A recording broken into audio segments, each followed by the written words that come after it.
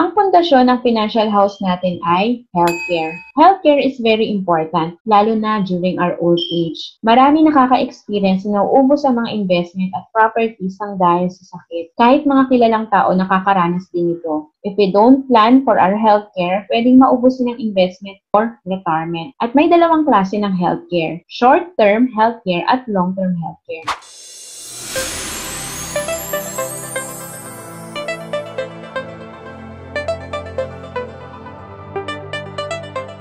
Hi Dreamers! Hi everyone! Ako nga pala si Nel Sembrano Lontok. Dati akong accountant na ngayon ay isang online entrepreneur and financial educator sa IMG. Dito sa channel ko, nagbibigay po ko ng personal finance tips for beginners at mga tips paano ba ako nagkaroon ng time freedom doing the mission of IMG. Kung sa tingin mo makakatulong itong channel ko sa'yo, consider mo na mag-subscribe at click mo yung notification bell para updated ka every time na meron akong bagong video. Short-term healthcare ang isa sa mga benefits na binibigay ng kumpanya kung saan ka nagtatrabaho. Either libre ito or binabawas sa sweldo mo. Na minsan, meron pang libreng isang immediate family member. So, malaking tulong ang health card, lalo na after i-apply ang PhilHealth sa hospitalization, i-apply yung galing sa health card naman. Kung walang libreng benefit galing sa kumpanya or self-employed ka, pwede ka naman kumuha ng sarili mong short-term healthcare hanggang 60 years old. Pero syempre, hindi mo naman mabibitbit or madadala yung short-term healthcare mo after mag-retire or mag-resign. E paano kung lagpas 60 years old ka na? So, dito naman papasok ang purpose ng long-term healthcare. Na usually, di ba, pag nag-retire tayo ng 60 years old, pwede pa tayong tumagal ng 20 years or more. Lalo na sa mga babae na tulad ko, mas mahaba ang buhay kaysa sa lalaki. So, ang tendency, mas pwede kang mag-develop ng mga chronic ailments, thus nagre-require siya ng more healthcare. Kaya lang, ang nakakalungkot, dito sa Pilipinas, long-term healthcare is taken for granted. June 2012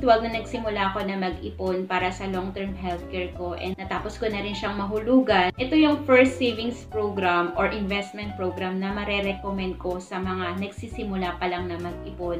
Bakit? Dahil na jumpstart agad ang financial house ko. Dahil meron itong healthcare, insurance, and investment at the same time. Kumuha ako ng long-term healthcare ko sa Kaiser International Health Group Inc. For ages 10 to 40, ang lowest premium is 2,647 pesos monthly. For ages 41 to 50, ang lowest premium is 3,529 pesos monthly. And for ages 51 to 60, ang lowest premium is 4,412 pesos monthly. Pero ang ipapakita ko sa inyo is yung ideal plan at hindi yung lowest dahil para to sa'yo to secure your future. Ang plan na to is K100. Name lang to ng plan at determinants na din kung magkano ang mga benefits under this plan. Ang monthly premium is 5,882 pesos. Meron tayong tatlong phase na pag-uusapan. Accumulation period, extended period, at long-term care period. Dito muna tayo sa accumulation period. O, ito yung time na maghuhulog ka for your long-term healthcare. 7 years ka na mag-iipon and during this period,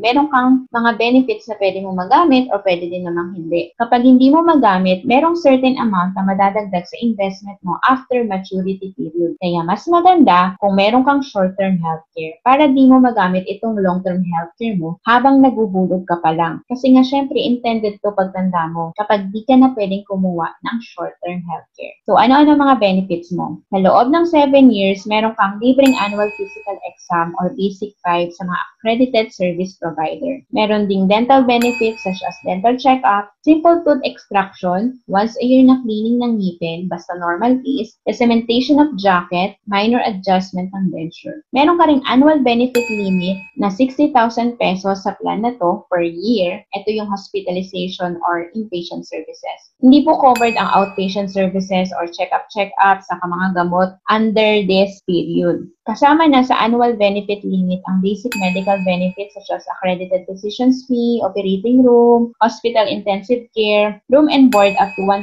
pesos per day. You have to take note this one. Etong annual benefit limit na to, kapag hindi mo nagamit, meron kang long-term care bonus na matatanggap or 85% return of premium on the 20th year or after maturity period, which is under this plan is 350,000 pesos. Mamaya papakita ko sa inyo. Kaya better if you have short-term healthcare na magagamit muna instead this one. Sa loob din ng 7 years until 20th year, covered ka na rin ng term life insurance amounting to 450,000 pesos under this plan kung ang cost ng death is natural death. Kapag ang cost ng death naman is dahil sa aksidente, ang insurance coverage mo ay dodoble at magiging 900,000 pesos. Pinag-usapan na natin ang death. In case na may mangyari sa plan holder sa loob ng 7 years, meron tinatawag na waiver of installment, meaning hindi na kailangan panghulugan ng naiwan na pamilya ang natitirang hindi pa nahuhulugan. Tapos, matatransfer sa beneficiary ang plan, pero kailangan pa rin antayin na mag-mature ang plan to get the certain amount of investment sa plan na to. Hindi naman natuluyan, pero naging disabled at hindi na kaya magtrabaho, meron din tinatawag na waiver of installment due to disability. Hindi na kailangan hulugan pa ng plan holder ang natitirang hindi pa nahulugan unless malaman na capable na ulit siyang magtrabaho. And take note, yung pre-existing illnesses is not covered during accumulation period. At isa pa na kailangan yung tandaan, during 7 years pala, aside sa premium, yung 5,882 every month, meron ding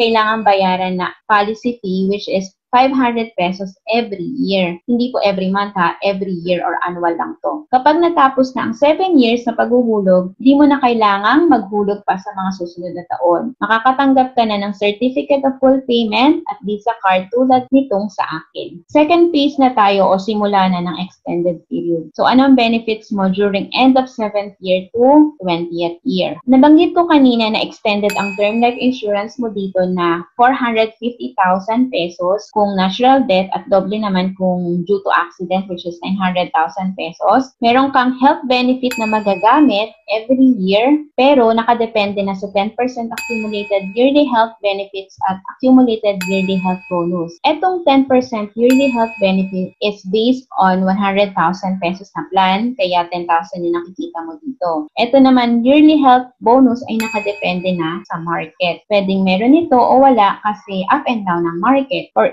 illustration purposes, ito ang computation na pinakita. Kung mapapansin mo din, bakit ang laki ng amount na nakalagay dito sa start ng 8th year. Nagsimula na kasing mag-earn yung money mo starting 2nd year pa lang. So, meaning, habang naguhulog ka pa lang, kumikita na ang money mo. So, wag nyo na po kung tanungin how they come up with this amount kasi po pre-computed na to at actuarial ang nag-compute nito. Total yearly health benefits and yearly health bonus ang basehan ng benefit limit sa taon na yon na magagamit mo kung sakaling gamitin mo. Pero take note na kapag di mo ito ginagamit, nagko-compound ito sa susunod na taon at lumalaki pa lalo. Again, short-term healthcare muna ang gamitin mo. Plus, covered na din dito ang pre-existing illnesses at outpatient services. Kasi, kumbaga, pera mo to at ibabawas lang sa total yearly health benefits mo. Let's say, on 15th year, nagamit mo 20,000 pesos. Yung remaining na 207,000 plus pesos is makikarry forward at magko-compound sa susunod na taon. Let's say wala kang nagamit dahil meron kang short-term health care. Punta na tayo sa third phase which is yung long-term care period. At the end of the 20th year, ito na yung tinatawag na nag-mature na ang plan mo. This amount na almost 1.2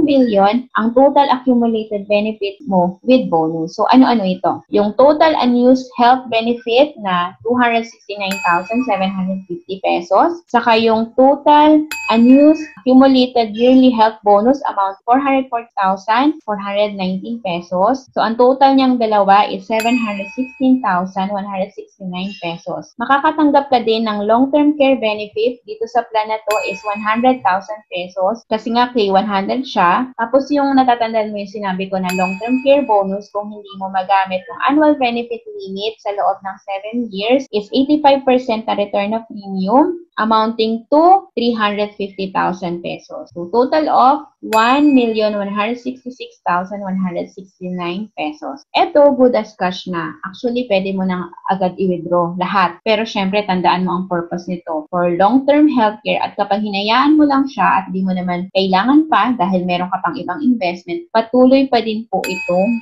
kikita. Tandaan mo din na hanggat may fund ka dito, meron kang lifetime net worth access over 500 accredited accredited hospitals and over 1,000 doctors. Kung titingnan mo sa kabuuan, meron kang healthcare na pwedeng magamit in case of emergency during accumulation and extended period. Pero sana wag naman kasi para nga to sa long-term care period mo. Insured ka na din sa loob ng 20 years tapos at the end of the 20th year, investment na din kasi good as cash siya at pwede kang mag-redeem na pwede mong magamit kahit saan tulad ng bayad mo sa personal nurse or kahit di related sa healthcare needs mo. Ako, tinitingnan ko siya as investment kasi inaalagaan ko din naman yung katawan ko para pagdating ng araw, less gastos sa health. Kaya ito ang nire-recommend ko talaga sa mga beginners na investment program. Tapos, kapag natapos mo na ang 7 years at kung may extra income ka, pwede ka naman magsimula sa ibang block ng financial house mo. By the way, kung meron nag-share nitong video sa'yo, balikan mo po siya para sa iba mo pang mga tanong. Pero kung nakita mo lang itong video na to sa akin at gusto mong pag-aralan yung details ng benefits and computation, pwede ka mag-request ng libreng quote para mabigyan po kita ng details. Makikita mo dito sa screen yung link kung paano ka makakapag-request ng libreng quote. Lalagay ko rin po yung link na yan sa description box at sa comment below. Kasi may mga information po ako na kailangan para mabigyan po kita ng reliable computation.